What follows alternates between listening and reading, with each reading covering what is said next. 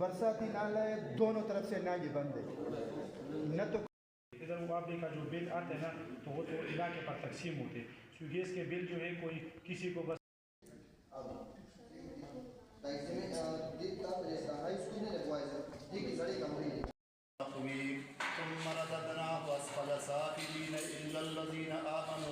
ये सारे अदारे महकमे यहाँ मौजूद थे मेरे साथ। तो आपके जो भी मसाइल आपने भी हमें बताए हैं गैस के, बिजली के, TMA से मुतल्लिका, वो हमने नोट قدرمنو دی وخت کې دلته جی د نوخار په علاقه جی ډیره کټي خیر کې دلته جی موږ سره زه دلته موجود یم نن جی د کلی کې چيري چې کم دی نکات شوی دی جی او دلته جی موږ سره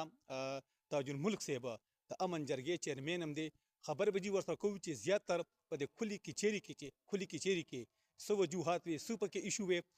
تاج الملک صاحب اول خو جی موږ تاسو جی ډیره مننه ډیره شکریا ادا کوو سره ته جی نن جی کلی کې چيري شوی دی AC صاحب هم پکې راغلي دي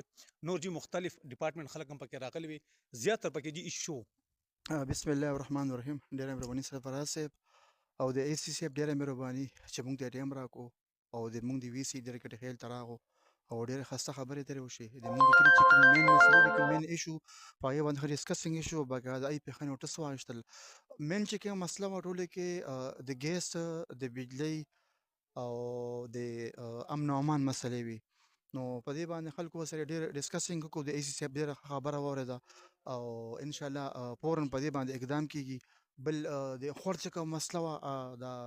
ارمر کالوني او د ډېرګټې خیل تر چیرې پروګرام و هغې کې تاسو شرکت وکړو کوریج مو وکړو او بله تاسو خبره وکړه د ایسوي ګیس مسله نو الان کې دا تاسو ته پته تاسو خپل اوسیدونکي د کمرخیلو دلته یو پراجیکټ و د پرویز خان په ټینور کې هغه هېڅ چاته هېڅ قسمه نه د ډېرګټې خیل عوام اعتماد کې اخیستې شوي نه دي هغه دې ځای متعلقه دفتر د ادارې خلک دلته دی د ډایرکټ د لاهور نه وکړو د کار وکړو اعلان کې هغې کې هیډ افیس نه نو هغې کې خو مونږ اول PTI به حیثیت PTI ورکر یا نماینده مونږ ځکه هغې نه بار و چې هغه ای چې کوم پروګرام جوړ کړی هغه د پرویز خان کسانو ملګرو سره او د کمرخیلو ملګرو خپلو جوړ کړو الان کې دلته ایشو دا وه چې دا مین پیپ چې ډېرکټې خیل چې کوم راغلی تر چوکه پورې پهله خو AC صاحب او د ټول کوم چې سرکاري ډپارټمنټ دي دی راتلو باندې موږ هغې ته خو هرکلی وکړو که نه جي بله مین مسله دلته کې زیاته ده چې لکه امن و امان مسله وه صحیح شو ایجوکیشن ډېره غټه مسله وه 2 سکولونه دي راپریوزي هغې مسله مو ته بیان کړه صحیح شو سوی ګیس لوډ شیډینګ مسله ده بل دا خوړ چې کوم دی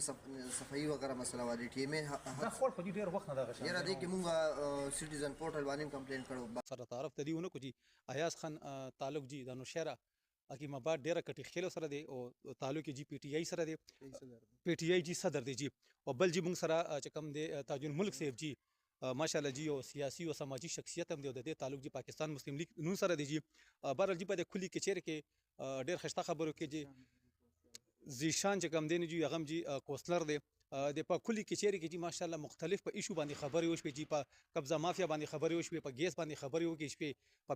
بجلی باندې جی خبرې وشوې داسې جی پټواریانو باندې خبرې وشوې او AC صاحب چې کم دی هغه باندې جی یو ډېر غټ نوټس جی هغه چې دی ایاز خان مونږ جی ستاسو جی ما خو څنګه سټارټ کې دا خبر وکړو چې ما تر الفاظ نشته چې کوم تاسو لپاره وایم تاج الملک صاحب